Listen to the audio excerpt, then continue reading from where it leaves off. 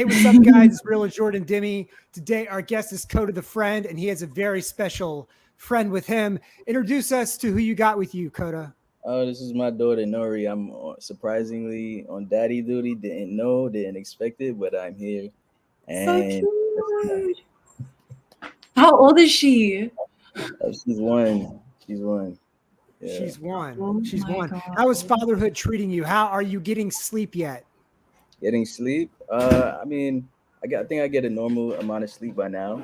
You know, I try to. I try to get as much as I can. But it's tough.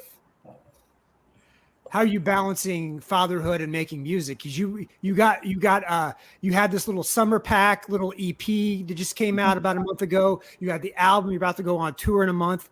How are you doing it all? How do you make it all work? I try to just give 100% to the babies, and when I'm working, give 100% there. So I try not to like mix the two. You know. Let's do that. I Oh try. yeah, that's a better view right there. There we go. Yeah. Do you think So she's gonna grow up and get into, I mean, like she must have it in her blood, right? Yeah, Like we might have, right? she's very loud. We think she's gonna be a singer. Like she loves to use her voice, and she loves when she has an audience. So as soon as we get outside or get into a restaurant or anything public, she starts using her vocal cords. So you never know, you know. she's a performer. She likes to Yeah, she's a perform. performer for sure. There you go. There you go. She won't be camera shy. And amazing hair also. Yep. Amazing hair. Exactly. I know. I know. That's what I've been telling Demi all the time. What? Loves to talk. She makes a good point. She makes a good point. Oh my God. All right, man. So let's talk about music now. You've been really busy. You're one of the most prolific. There's a lot of people who only drip music every once in a while, but you feel like you're always always coming out with something. Are you one of those people who like is always has a foot in the studio, is always sort of working on a track? Yeah, I'm always in the studio. It's kind of like I look at it as it's just what I love to do. You know, I love to make music. It's my favorite part of being an artist is actually making the music. I love it more than being on tour. I just like to create things. So, you know, it's become second nature. You know? And from Brooklyn, let's go.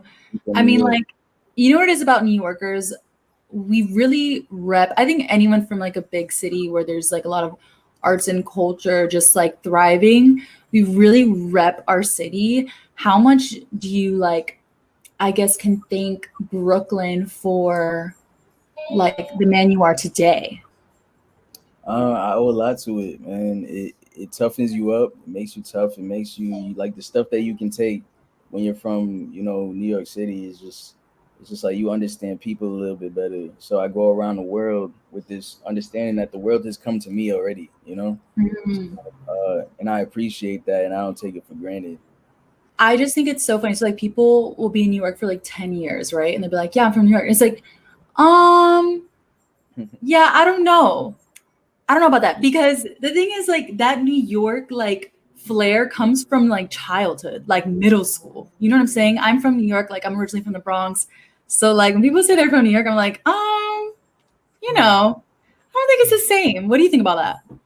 Yeah, I always thought it was funny when people say they're from a place that they didn't grow up in. You know, it's like I feel like you say if you say you grew up in a place, then your formative years had to be in that place. You know, like the Exactly. It's place, all about the politics. years that really made you who you are. You know, Mhm.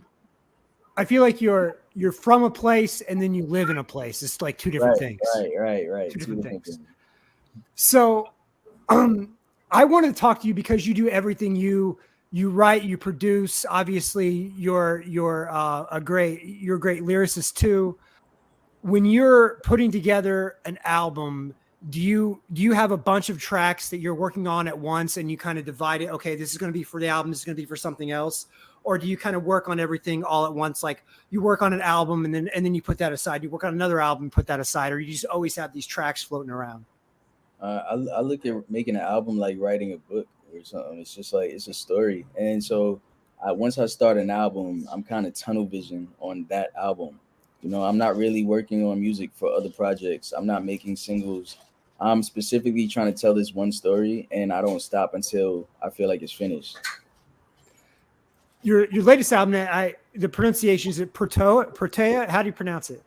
Uh, it's I looked it up on Google. It's pronounced Protea. Protea. Okay. My wife calls it a Protea, so I pronounce it the way she does.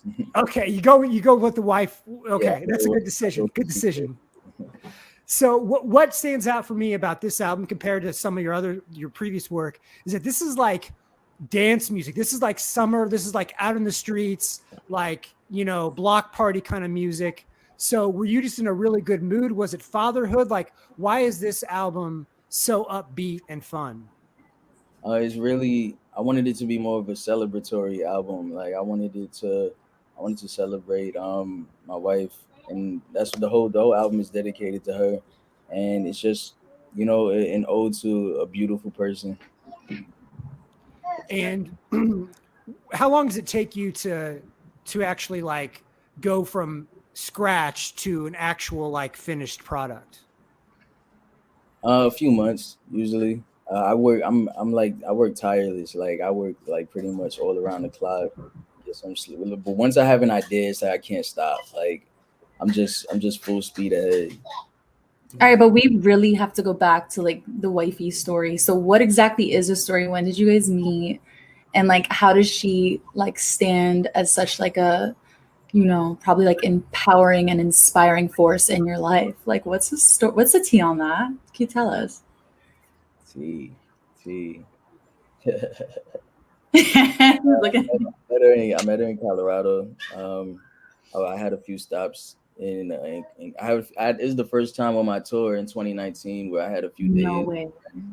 and we met at a bar, and ever since then we've just like stayed in contact.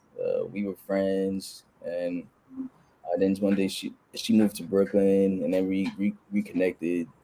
Um, she's just been such a solid person in my life through the most difficult times,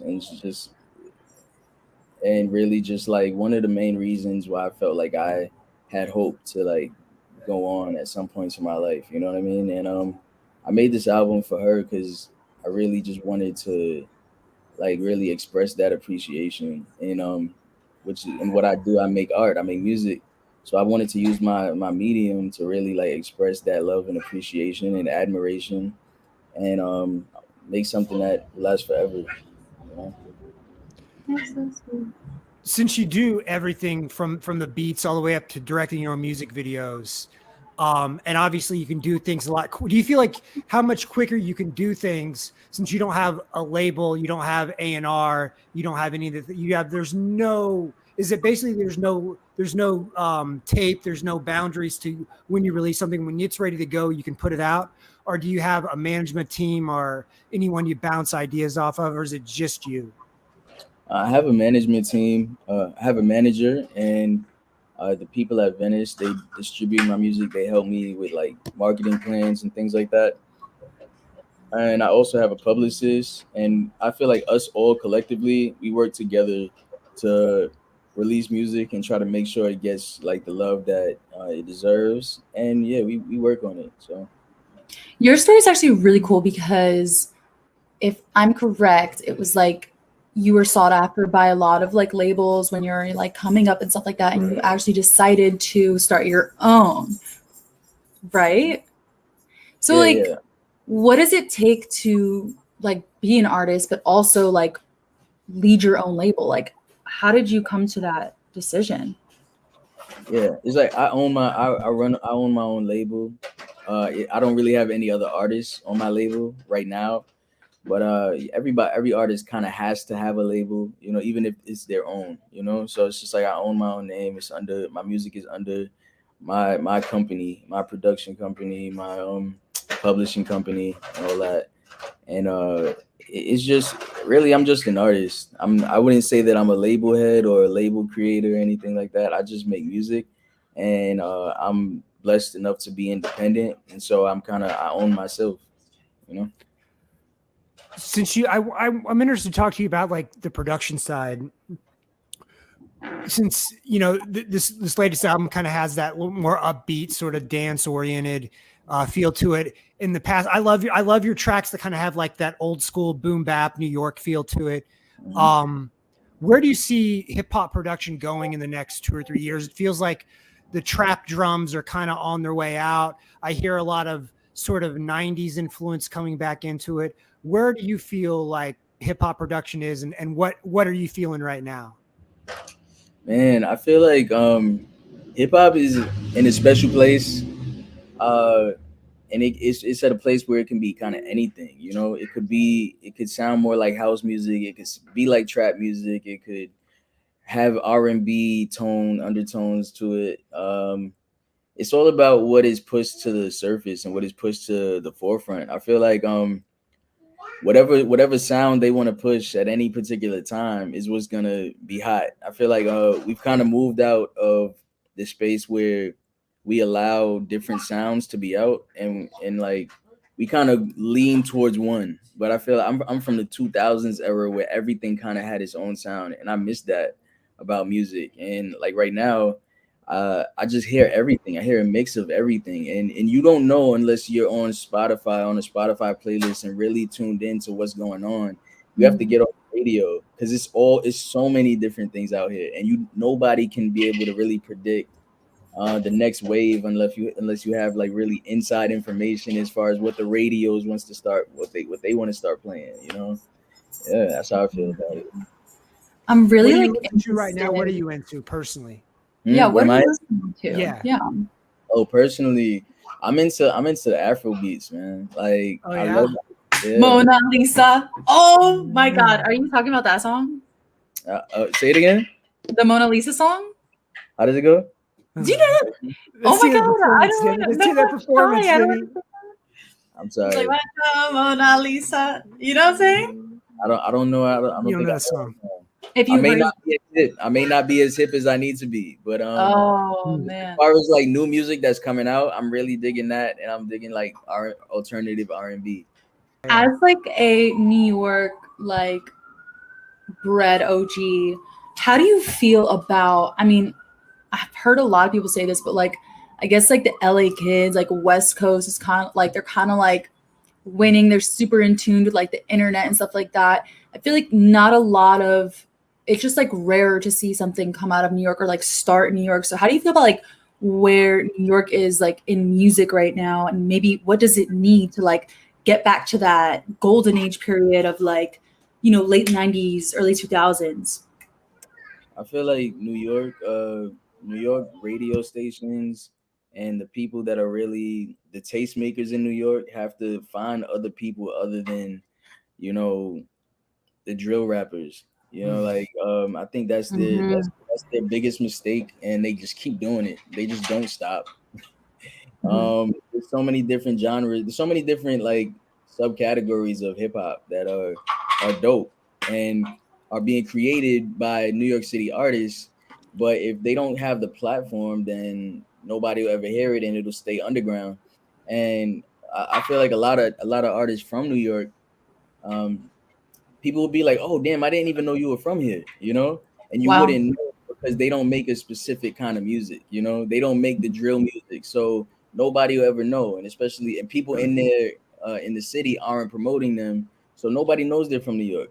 Coming up, a lot of people ask me, "Yo, are you from California? Are you from Cali? Yo, you from Chicago? Yo, you from?" Because they thought I was from wherever they were from, because they figure, yo, like I don't see the connection between you and New York. And even though I say it all the time in the music, you know what I mean? So like it's really on the responsibility of the tastemakers in New York to actually see what's hot and see what's buzzing and allow it to come to the forefront, even though it's not drill rap.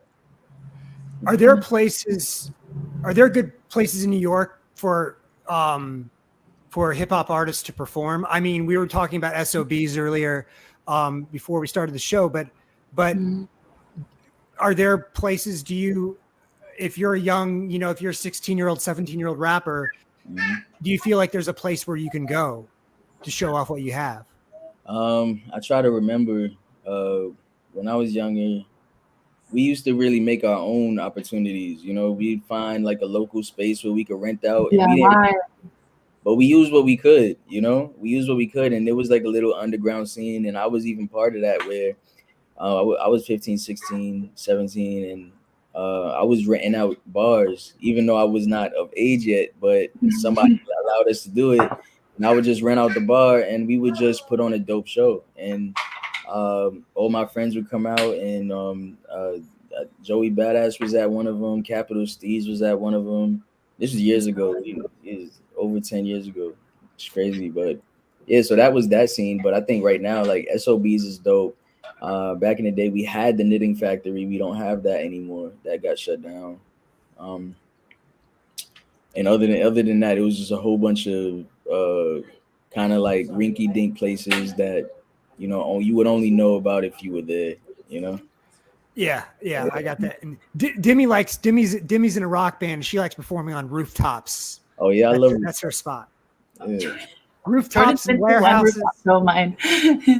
Yeah, I mean, there's definitely like there's a little bit of like the DIY kind of like mentality that still exists here. I think though, with everything that's happening with like the tech people moving into New York City and everything that's going on, is kind of like shifting into this not the best place to harvest like new artists and stuff like that. But I want to know, like, knowing what you know now, like what advice would you give maybe your younger self or like upcoming rappers or artists in hip hop specifically?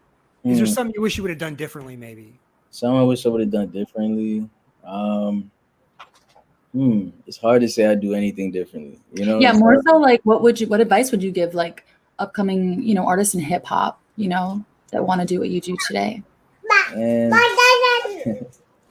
I would say do it because you love it, like work hard. You got to put your everything into the music. You have to put your everything into marketing. I would say, definitely make connections, and not necessarily just with people that are already established, but make connections with the people around you. And when you do tours and you go to different cities, make connections in that city that will last. And really build a database of people that support you and people that you support, and don't stop doing that. Like just make sure your phone book is filled with people and that want to see you win and that you want to see win. Yeah. 100%. All right. And going back, do you remember what your first song sounded like in terms of production, in terms of lyrics? And is there any of it that is like good enough to perform today? Or is it like your early stuff, you're like, nah, I can't even. My early stuff, it was very jazzy, like super duper jazz, even more jazzy. Whoa. And it was a lot of instrumentation. All the instrumentation was real too. Like, so it was like real keyboards, like live drums. Like it was really crazy. And I still have it. And sometimes I think the lyricism sometimes makes me cringe, but the music was good.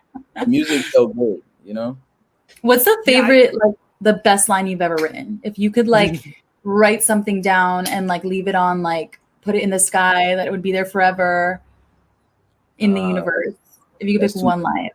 That's too difficult. That's way too hard. Yeah. Oh my God. That's rough on the spot. Speaking of jazzy, you got Braxton Cook on the new album. Yep. I photographed Braxton back in 2018 when I was living in Bed-Stuy. Photographed him inside of a bodega playing saxophone. That's my name drop for the show. You mentioned the jazzy thing, and I was, because he sings now, but he plays saxophone on this. Would you like to do more collaborations with jazz artists, with instrumentalists in the future? And I'm so down to. I think I'm in a very collaborative phase in my life where I just want to collaborate creative people. I want to make good music. I want to make good content, and I just 100% would love to collab with instrumentalists. And I don't know if you know, but I played the trumpet for a good part of my life. Yeah, so So working with musicians was always something that came easy. You know, I understand the language of music of musicians. You also went to this arts high school, no? Yep, yep.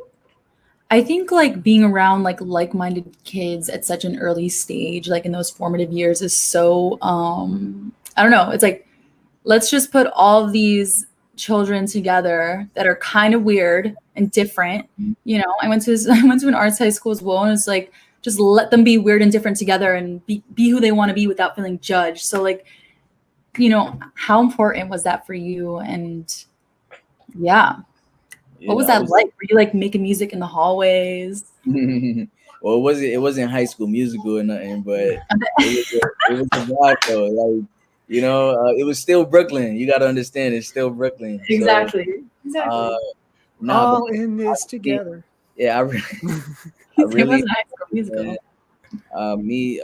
I met some friends I'm still very close to this day in high school, and we really connected through music. Like we would cut school to hang out in the music room and share ideas and like bounce around stuff. Like one of my friends, he didn't even play the keyboard. He came in playing the guitar, and he couldn't sing at all. But now all he does is play the keyboard and sing. Whereas like I was still I knew how to play the keyboard, but I was learning to play the guitar. So like we it's like we took things from each other, Mhm. we learned from each other. Like man, like we were like brothers in that way, like brothers and sisters in that way, just trying to learn more. And we all came out with completely different skill sets than we came in with, you know. So like it definitely made me want to do what I'm doing now, and I don't know where I'd be if I was at another school that was just like liberal arts. Yeah, yeah, yeah. I'm sure, like, Um, I mean, along the journey, like, so much has, happened in your career.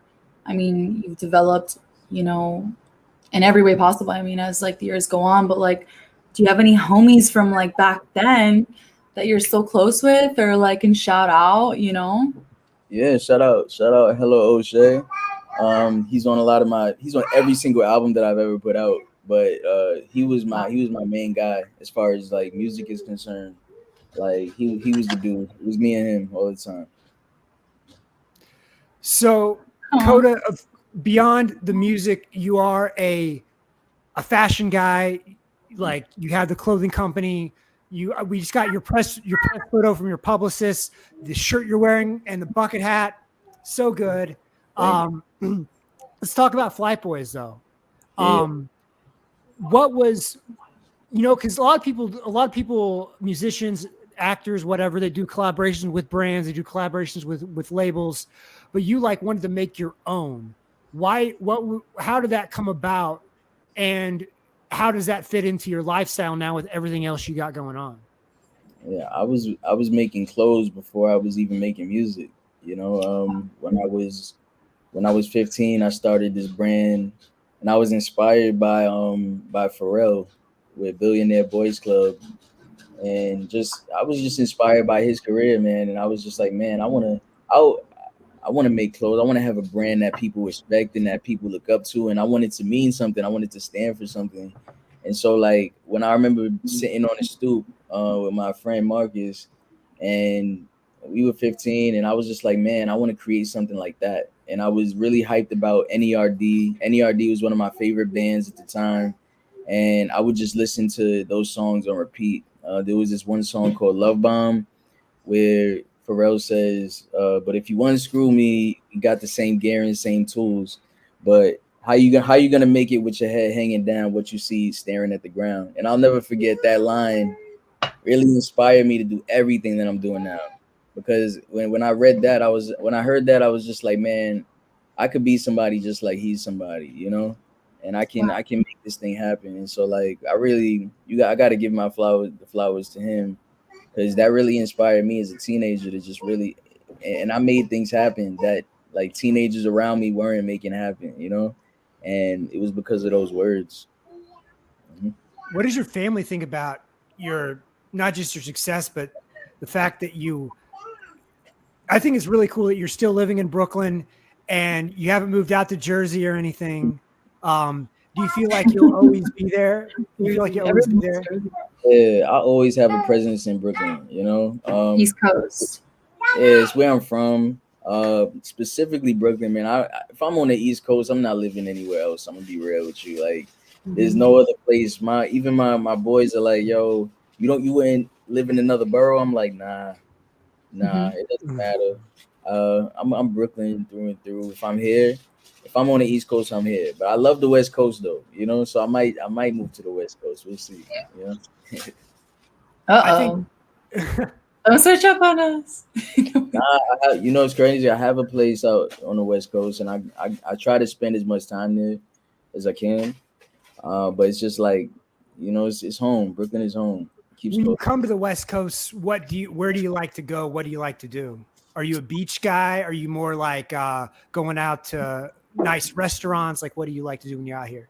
I'm a beach guy, man. I'm a beach guy. Like, I love one of my favorite things about being on the West Coast is my house in particular. It just has a nice lawn, you know. It has a nice backyard. The stuff you can't get in New York.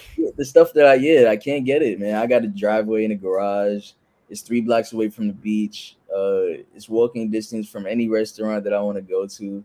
I'm like, for me, that stuff I don't take it for granted at all. I appreciate it. I breathe it in every day that I'm out there.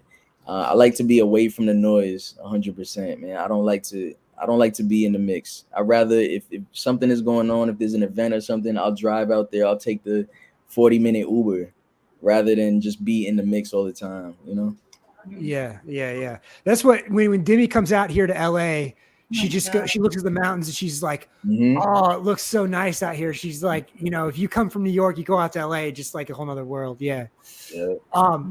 Speaking of New York, we have this little rapid fire game we play, and we wanted to get your opinion on different New York stuff, you know, get, you know, what your preferences on things. So the first one we have is, what's your favorite bodega sandwich? When you go to the deli, when you go to the counter, what do you order? Easy. I mean, I'm weirdo. I'm a weirdo though. I gotta understand. Turkey, honey turkey, cheese, and honey mustard on a roll. On a roll. Okay. Okay. Specific. Yep. Yeah. And I like the honey turkey too, but I do the spicy mustard with the honey turkey. That's my preference. That's a good one. Yeah. What is, maybe not the best, but what's like the most useful train line on the subway? Ooh, that's tough. I haven't taken a train in a while. I would have to tell you when the last time I took the train. I say like the 2 or the 3. The 2 or the 3. 3. Oh, okay. West Side. Or the 4. But those, you mean the most useful, like the ones that work the best? Or the ones that you use the most, the ones your favorites. My favorites. It's not my favorite, but I've used it the most in my life. Is the G. It's the G train. The G train. That was my train. But I do like being on. I don't mind being on the F. You know. You don't mind being on the F. I don't mind. But the 6 train was always the cleanest. The number lines were always cleaner. The number lines are clean because they go up into the rich neighborhoods. There you go. And so the rich people make sure that they're nice looking. That's. I won't get into the whole. My favorite train is the L train. Thank you. The L train. That's terrible. That's terrible. All day. No, because it like goes everywhere. Like it goes all the way through Manhattan, then all the way to the end of like Brooklyn, Queens. Like 3 boroughs right there. Come on. Have you ever seen those pictures where there's like an hour wait for the L train? Which is an hour. I've seen some crazy stuff with the L train, man. And it goes through my least favorite neighborhood in Brooklyn, which is Williamsburg. Oh, wait a second. Williamsburg, you know why? Williamsburg is like this. It's like the Manhattan of Brooklyn. You know what I mean? Yeah. It looks like Soho. Well, we're actually going to go to Crate and Barrel, you know, and West Elm, and They have a West Elm in Williamsburg? I don't know. It feels like they should. I don't know if they do. It feels like probably they do. Honestly, that's very believable. Honestly. Yeah. You might have something. Yeah, we were curious. We were talking about like Williamsburg versus other parts of Brooklyn. Yeah, I don't know. Yeah, and the people like try to differentiate between Williamsburg and East Williamsburg, but East Williamsburg is basically Bushwick, and it's just like anyway. Right. Yeah, I feel like the East Williamsburg is a label people use when they don't want to tell people they live in Bushwick. They're like, I live in East Williamsburg. Okay. Anyway, moving on. You talked about you like quiet, you like getting out. When you're in New York, you want to escape, you want to go someplace a little less noisy, less crowded. Where do you go? What do you do? I go home. Honestly, New York is hard to get away from the noise. You know what I mean? Like it's really hard. Like, if you're looking for sanctuary, and you got to go home, or you can go upstate. But he's saying like in New York City. Yeah. That's tough, man. It depends. It depends, man. It depends where. Sometimes it's hot in Bed-Stuy. Sometimes like when you go downtown, that's the hot area to be. Oh, downtown is always hot. Yeah. So, you know, even I live in Bed-Stuy, and it's pretty chill for the most part. You know, Yeah. so I can be on my block. I can go to the park. I can relax and get away from the noise. I'm not in Manhattan or anything. So yeah, I moved from Bushwick to Bed-Stuy, and the first thing I noticed was how much more quiet it was. Oh yeah, if you're in Bushwick, family neighborhood for sure. Bushwick, Williamsburg, downtown Brooklyn, where else? Crown Heights can get noisy, but Bed-Stuy is like very relaxed, you know. It's more residential. There's not as many like stores and community centers and like the kind of things that create a lot of, okay, so do you have, this is controversial, there may be a little controversial. I don't want you to upset anybody, but do you have a favorite NYC rapper? Yeah, Jay-Z. Jay-Z. Okay, that's a safe answer. Why Jay-Z? I'm not even trying to be safe, man. My first concert was Jay-Z. My brother took me. I was graduating junior high school. It just goes to show you, like, man, how big a fan I was. I was probably like, I don't know, like 11, 12 years old, and I knew every lyric. He did his Reasonable Doubt. He did his Reasonable Doubt concert at Radio City Music Hall, and it was the craziest experience I've ever had, man. We were in third row. I can't imagine. We were in the third row, bro, and I was just singing every song, man. And people must have been looking at me like, look at this kid. Who's this kid? But have a great one. Now, we wrote these ahead of time, so just keep that in mind. We had Lower East Side or Williamsburg. Obviously, you're going to go with Lower East Side. I'm going to go with Lower East Side 100% because I have, like, more history out there. Like, when I was in high school, I was really into the Lower East Side culture. There was a brand called A-Life. I don't know if y'all, you know about A-Life? Nah. I don't, Demi, no. Let me put y'all on some New York. Like, A-Life was huge back then. It was like, you know what it is? It's like, it was kind of like this very niche thing that if you know about it, you know about it. And it was in at its time like supreme, and it was nice. Like a leader in culture, a leader in streetwear culture. I think everybody, if you're from New York, you should definitely check in to find out what A-Life was, man. Like, they had artists back then. They were really tight with like Q-Tip, and they used to do shows in their backyard, and it was amazing, bro. There was a spot called Dave's Quality Meat, and it was a sneaker spot, and I remember like that was the time where LES had all of these like very small sneaker streetwear spots, and it was a crazy time in streetwear. So I'm always go with LES. Yeah. One more. Yankees or Mets? Oh, Mets. Yeah. Really? Yeah. Even. Yeah. What are you doing? What are the Mets doing? Oh man. It doesn't matter what. My great grandmother was a Mets fan. She was a big Mets fan, and so like it's easy. You gotta stay loyal.